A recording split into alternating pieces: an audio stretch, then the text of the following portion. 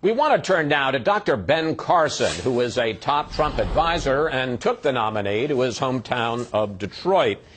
Dr. Carson, Trump has been on the campaign trail now for 15 months. This was his first trip to an inner city for a public event with African Americans.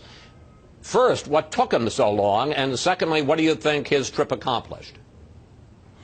Well, first of all, I recognize that traditionally the Republican Party has not made an extensive outreach to certain communities, including the African American community, because they've pretty much written that off as Democrat territory. Donald Trump is changing that narrative and is really starting to talk about this in a very serious way.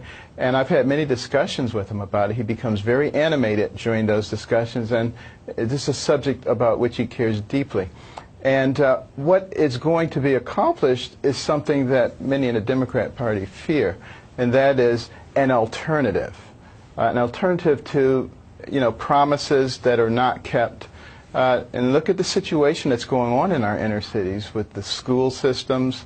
You look at the incarceration rates that are going on, the broken homes, out of wedlock births, the economic situation. This is not good. And of course it doesn't apply to all blacks, but we have a substantial number of blacks living in our inner cities.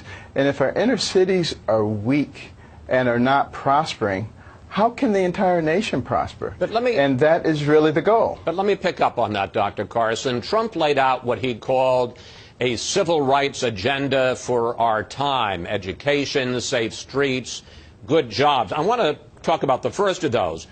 He calls for school choice, but we looked in all of his speeches during this campaign, we looked on his campaign website, and nowhere does he explain what he means by school choice, how it would work, and how he would pay for it. Well, it is assumed that people know that school choice means you get a choice of your school. You're not necessarily assigned to a school because of where you live, and if that school happens to be dysfunctional, you just suffer the consequences. That is something that we want to change. We want to give people a choice by a voucher system. And it's very interesting that many people in the political arena are against vouchers and school choice, and yet they send their own children to very prestigious private schools. We're fully recognizing that if you give a person a good education, it doesn't matter what their racial or economic background is, they basically will be able to write their own ticket. This should be a very high priority for us, and it was for those who founded this country. And they talked about the need for an educated and well-informed society, particularly Benjamin Franklin and Thomas Jefferson. But let me pick up on that, because Trump has also called for abolishing the Department of Education, which gives out $1.4 billion a year in what's called Title I funds for schools that are dealing with impoverished students. Here's what Hillary Clinton had to say about Trump and his outreach to African Americans. It really does take a lot of nerve to ask people he's ignored and mistreated for decades, what do you have to lose? Because the answer is everything. Dr. Carson, how do you respond to Clinton? I would simply respond by saying it's really the Democratic Party that has the explaining to do. They've been in charge of our cities for a long time. The city I grew up in, Detroit, was once the most prosperous city in the United States. Some people say in the world. From there, it went to the largest bankruptcy. That was not a coincidence. And we see that in our large cities across the nation under Democratic control. That is a problem. And when that is happening, what Donald Trump is saying, why would you continue down that same pathway? The definition of insanity is doing the same thing, expecting a different result. The result will not be different. Now, he's talking about some real clear things. We've had some in-depth discussions about the $2.1 trillion that are overseas.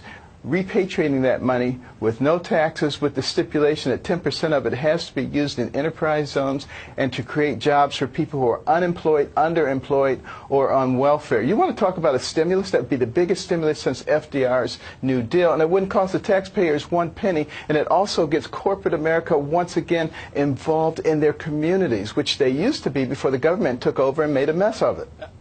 Dr. Carson, Trump has a Hispanic advisory council, but after his hardline speech on immigration this week, several members of that council quit. Here's one of them. It was not a Republican speech. It was not a compassionate speech. I was very disappointed, and I'm not going to be part of that. Question: Do you know what I would say? Do you worry that you're being used as a prop for black voters, and that supporting Donald Trump will end up hurting your credibility in the black community? It's not about me. It's a long time ago. It's not about me. It's about our nation. But I would suggest, Chris, go back and look at the 1995 State of the Union address by Bill Clinton and see what he said. He said, illegal aliens are creating big problems for us, and we're going to put a lot more Border Patrol people on and secure our borders, and we're not going to have people able to work who come in illegally, and we're going to cut off their welfare benefits, and we're going to deport people in record numbers. You know, he says basically the same thing, but when he says it, wow, great standing ovation, this is a great president. And when Trump says it, it's hate speech. What hypocrisy. What incredible hypocrisy. I've got about a minute left, and I got to ask you one final question, and that is about the fact that the FBI released its files this week into the investigation of Hillary Clinton and her use of a private email system. Your reaction to the facts that were released? Well, it's very troublesome. You know, she claims not to remember many things. Do you want somebody with inability to remember in the White House? Or do you want somebody who is a prevaricator in the White House? Well, you get a choice. Or do you want to maybe go in a completely different direction altogether?